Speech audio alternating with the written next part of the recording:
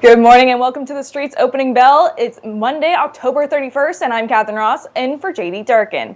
The opening bell was just rung by Perfect Corp to celebrate its listing on the New York Stock Exchange. And stocks seem to be spooked on this Monday as markets kick off the final trading day of October. All three major averages are up for the month, with the Dow on pace to clinch its best month after decades, following that September slump. So let's turn our attention to what's on tap for this show today. This week, investors will be heavily focused on more earnings, which will be important following big tech last week. And we're also eyeing fresh economic data and, of course, a decision from the Federal Reserve on rate hikes when they meet on Tuesday. Now, for all of this and more, I want to get to Post 35, where we have Action Alerts Plus co-portfolio manager Chris Versace standing by. Chris, let's start with the economic data. We have the October jobs report at the end of the week. How are you preparing for it? Well, I mean, that's just one of the many data points we get this week, Catherine. You know, tomorrow we actually get the PMI data, we get the ISM manufacturing data, and that data happens to land just ahead of Wednesday, which is very important because, as I think everybody knows or should know, that's when we get the latest Fed monetary policy decision and the comments about what may be ahead from the Fed as well. The employment report's going to be important, but to me, I think the data that we get ahead of that is kind of the last look on the speed of the economy. We're going to be mining those reports for last hints of inflation. So I'm far more focused on those reports, but make no mistake, what we've seen so far, the employment situation continues to be tight, not only in the hard data, but as I move around in daily life, I see a number of businesses that are short-staffed, that are keeping shorter hours simply because they cannot find bodies to allow them to function as we would expect.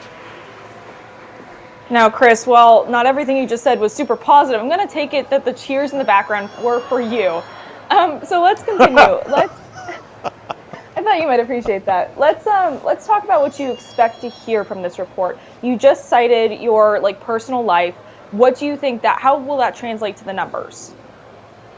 Well, so what I've been hearing again is a lot of businesses are struggling to find people. Expectations are rather high for the amount of pay that they would be getting for the jobs that they were doing. Not surprising given the inflationary environment.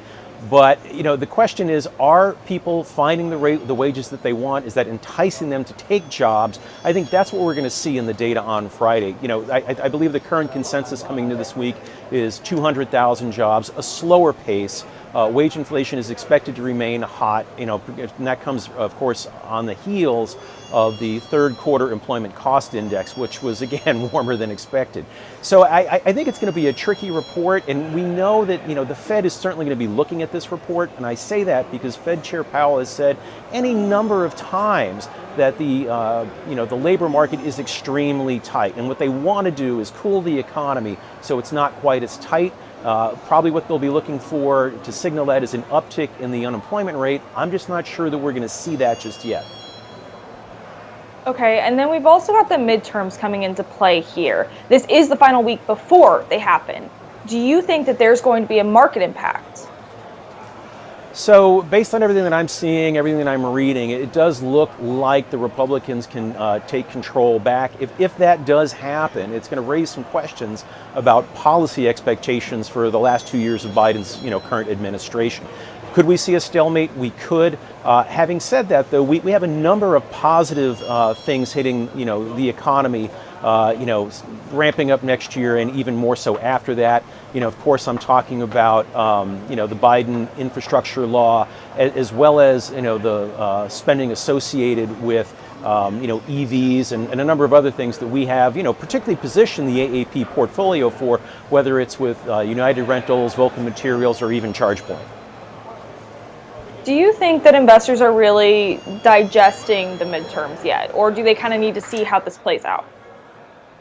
I think, what we've seen before over the last couple of years is, there's always a lot of forecasts of what could it be, what would it be. Look, I remember sitting on with Larry King Live the night of the Trump Hillary Clinton election. I thought Hillary Clinton was going to win, and I was dead wrong. So I think what we've learned to do is, wait and see what the tallies are, and then go from there. And I think that's what most people are going to do. Now, outside of the economic data that we've hit on and outside of the midterms, there's also the earnings that we have to kind of discuss and put into perspective, especially after last week. Now, it could have been taken that last week was kind of a jolt with big tech coming in so weak, but how are you feeling about earnings season now that we've kind of, digested that news? So, if we kind of take it week by week, the first week when we had a lot of financials, they came in better than expected. But as you just mentioned, last week was a bit of a roller coaster, for earnings season. And, I'm sitting here and I'm looking out knowing that interest rates are going to go higher. The data that we're looking at says the economy is cooling. Yet, when I look at 2023, the earnings expectations for the S&P 500, they're still up more than 6% year over year. Granted, it's slower than what it was a couple weeks ago, but still a rather robust number for where we are in the data that we're getting, especially since we're hearing about more companies, cutting back, considering layoffs, that sort of thing, as well as expectations for a potential recession increasing as well. So for me, the earnings season, 1,700 reports this week. It's going to be busy. We're going to be updating our, as I like to say, our investment mosaic or our outlook. But, what I really want to hear is more thought about 2023, and I'm not sure that we're going to get it. Absent that, we're just going to digest what we're getting and, probably prepare for earnings for the second half of the year to come down even further. Okay, out of that 1,700, what earnings reports are you going to be watching? So, of course, near and dear to my heart is the AAP portfolio. So we'll be, of course, watching those, at the forefront. We have American Waterworks, we have SIBO, Global Markets, and a few others. But there are going to be a number of other reports that we want to keep tabs on. Everything from, several food-related companies, because we want to understand what they're seeing, not only on inflation, but, what are the prospects for further price increases? We heard from Coca-Cola when it reported that, next year, 2023, odds are that we could see larger than usual price increases. So what is Starbucks going to have to say about that? What is Papa John's going to have to say that, and the like? We've also got some other events coming later this week that I think, by and large, it's going to be the same thing that we've been talking about thus far in the earnings season. What's the outlook for end market demand? What are the inflation pressures that you're seeing? And again, what are the prospects for price increases, dollar headwinds, those sort of things? So it's going to be a lot of the same, Katherine. Okay, so let's go to the Fed, because there's a comment that you made at the top of the show where you were saying that obviously Jerome Powell is going to be closely watching this October jobs report. Now that comes after we get the November meeting. So I wanted to get an idea of what you're expecting from the Fed this week. Yeah, so the wide expectation that we have along with everybody else is that, when they exit the monetary policy meeting on Wednesday afternoon, we're going to see a 75 basis point rate hike. But we also know that the market has been rallying on the thought that the Fed might do something a little smaller with future rate hikes. I'm not saying they're going to stop, just that the size of those rate hikes could be a little smaller, maybe 50 basis points, something like that. Now, coming out of last week, that was, again, one of the driving narratives. But the third quarter GDP print, the initial one, came in, stronger than expected, but we also saw the core PCE price index for September come in stronger than expected. And I think those two data points kind of give the Fed enough cover to say, you know what, we're going to remain data dependent, and we could have to continue to go larger than people are expecting, because we are not, as Powell said, going to stop until the job is done. And, candidly, we haven't really seen the job get done yet. So I think there's more to go. And how are you preparing your AAP members for this meeting in particular? Well, we're probably going to be, as we like to say, remain cautious. There it is again, Katherine. People are loving what I'm saying. We're going to continue to be cautious, as I was saying. Probably not take any action with the portfolio. But what we've done over the last several weeks is really kind of set us up for this higher interest rate environment. We've purposely pivoted the portfolio to what we call more inelastic business models, companies that are more defensively positioned, and we've kept our inverse ETFs in play, kind of hedging the portfolio for the market. And I think we're going to keep them in, because if the expectation has been building that the Fed could go smaller, and Powell and the Fed policy statement quash that, the market's likely to sell off. So again, we want to continue to be in that prudent position with the portfolio. Now, you mentioned that the Fed is going to remain data dependent. At least that's what Jerome Powell has been really communicating to investors.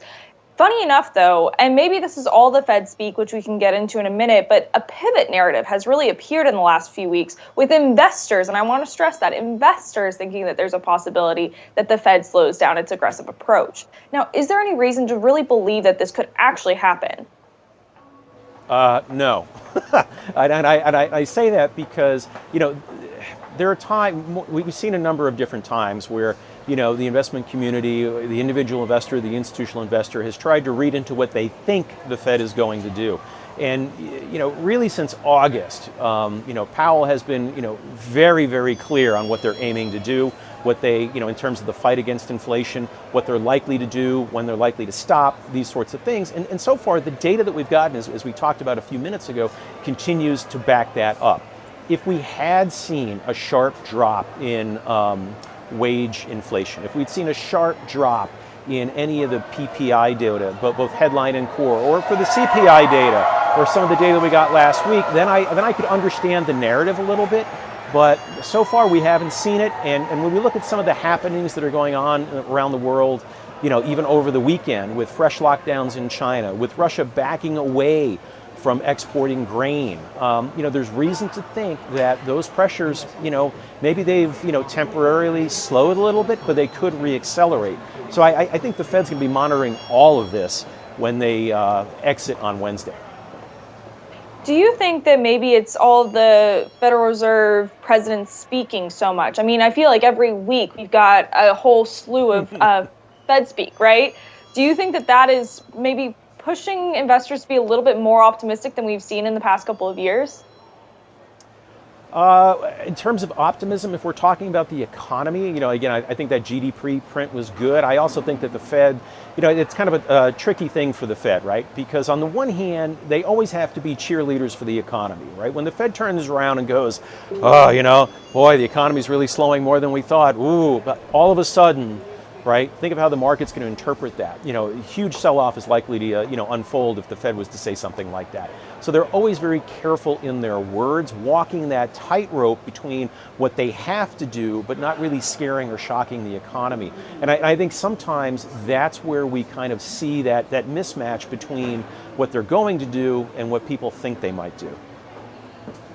So outside of the market, Twitter is still being heavily watched by investors, though Musk has officially taken the company private. With this weekend, The Verge was reporting that Twitter plans to charge $20 a month for verification. Is this an aggressive move from the company? And I think that you're starting to answer that question already.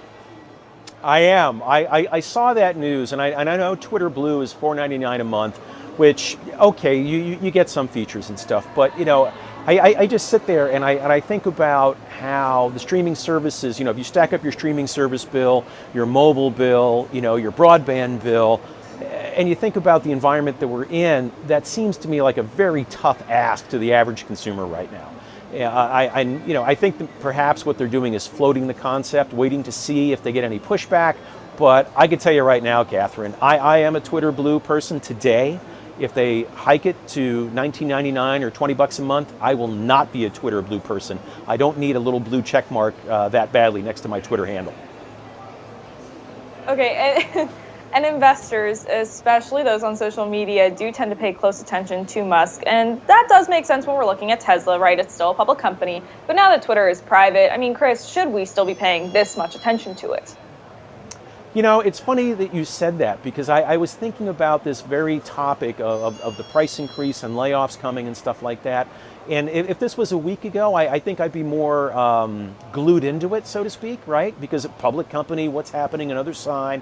So I think we have to pay attention to what they're doing and how it folds into, what other companies are doing, like layoffs, for example, what that could mean for the economy, or, boy, do they think that they can get higher pricing? Okay, what does that say consumers are willing to pay?